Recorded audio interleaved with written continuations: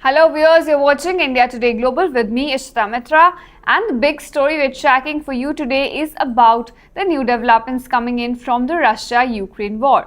Now, the conflict between the two countries continue to intensify, and the significant escalation this time is coming from Russia.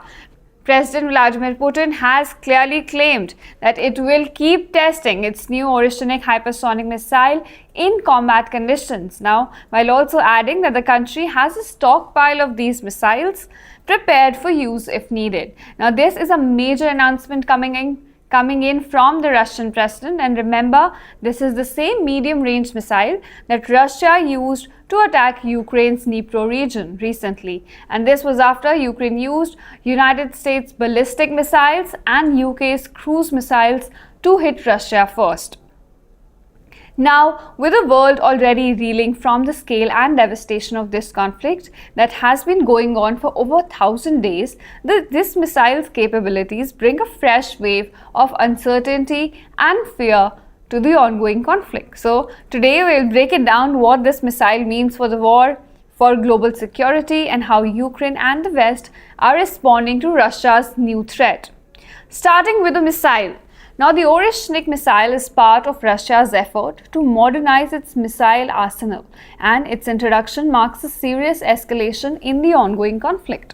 Now, the missile, when we talk about its features, now the missile has an intermediate range and it is capable of reaching distances somewhere between 3,000 and 5,500 kilometers. Now, this gives it potential to strike anywhere in Europe and even parts of the United States from Russian soil. And this is a major point, which is why this weapon becomes so deadly and dangerous in Russian hands. Now, the missile reportedly takes about just 15 minutes to reach its targets once it is launched. Again, the speed, the scale, both are top-notch when it comes to this weapon. Now, the reason Oreshnik is so dangerous, it's not just about its speed or the scale or the distance it can cover. It's also about its warhead capability. Now, the missile's greatest strength is about its multiple warhead capability, which basically allows the missile to strike different targets simultaneously.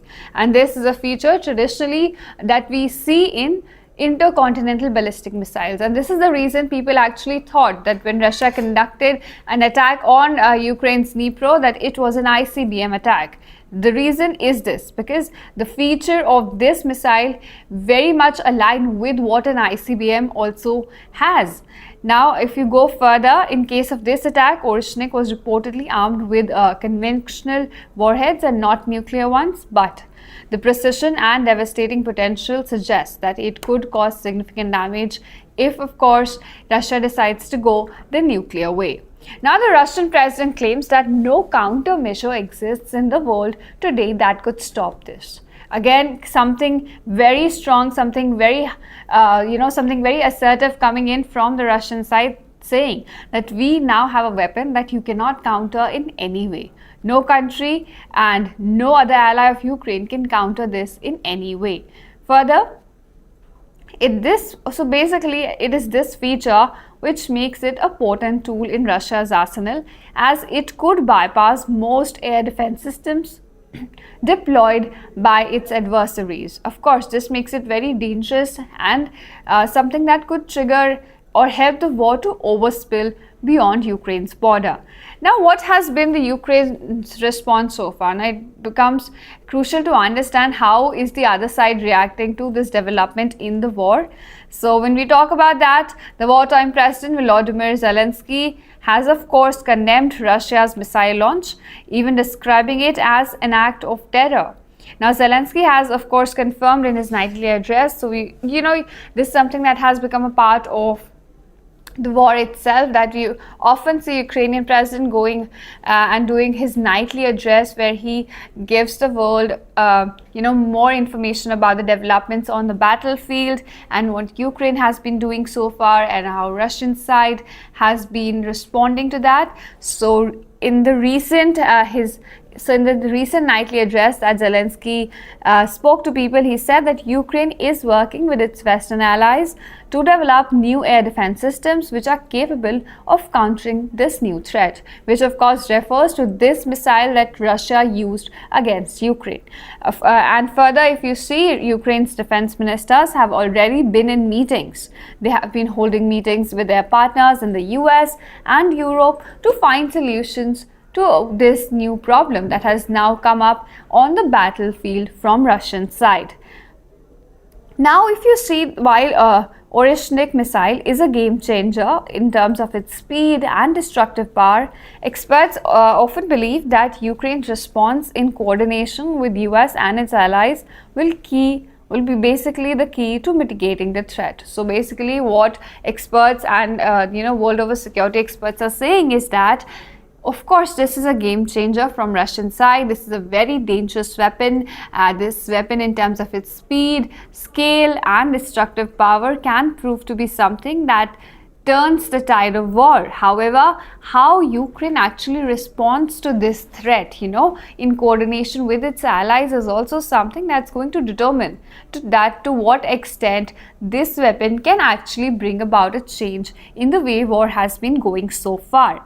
A US official also confirmed that while the missile was experimental, Russia's intentions are clear in this.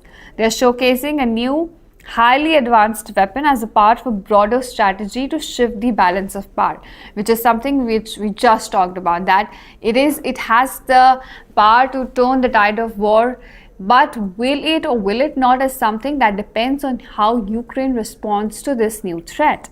Now, but if we talk about the West, this has certainly raised the stake. Especially because this comes after, because see, we had talked about this in our earlier lives as well, that Russia has approved its new policy changes, which basically lowers the threshold for using nuclear weapons in response to conventional attacks.